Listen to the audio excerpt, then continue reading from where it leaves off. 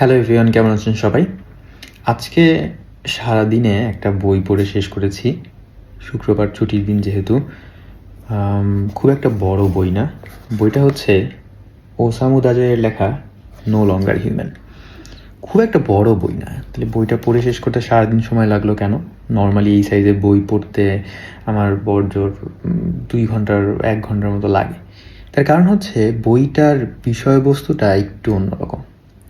যারা হচ্ছে কাফকার লেখা পড়েছেন, অন্তত যারা মেটামরফোসিস পড়েছেন, তারা বুঝতে পারবেন যে কাফকার লেখায় একটা নিহিলিস্টিক চিন্তাভাবনা যেরকম আছে, জীবনের প্রতি বৃত্তৃষ্ণার ব্যাপার যেরকম আছে, এই লেখাটাতেও ব্যাপারটা ঠিক সেরকমই।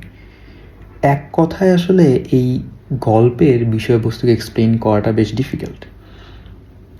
লেখা বেশ বিষণ্ণ, বেশ ডিপ্রেসিং টাইপের লেখা, কনফিউজিং লেখা প্রচুর।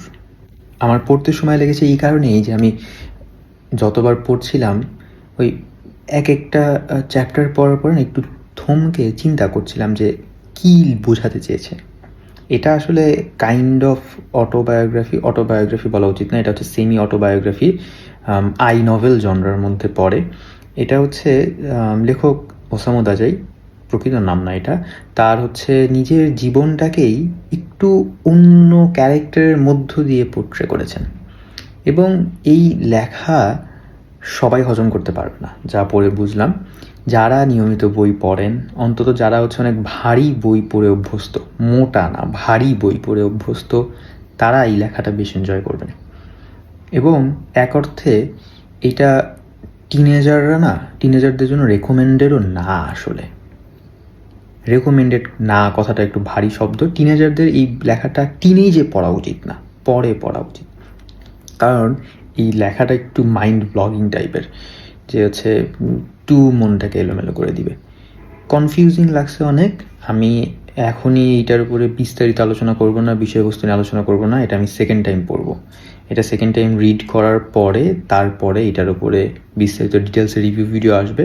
এবং আমি গতানুগতিক যেই ফরম্যাটে রিভিউ ভিডিও করি সেই ফরম্যাটে রিভিউ ভিডিও আসবে। জাস্ট সদ্যমাত্র পড়ে শেষ করেছি, যেই কথাগুলো মাথায় ঘুরতেছে সেই কথাগুলো আপনাদের সাথে শেয়ার করা। এই লেখাটা অনুবাদ করেছেন কালবিদ হাসান শিবলি, সরাসরি জাপানিজ ভাষা থেকে, নটিলাস প্রকাশনী থেকে এসেছে। জ্যাকেটটা আমি খুলে রাখছি, জ্যাকেটটা খুলে রাখলে পড়তে একটু সুবিধা হয়।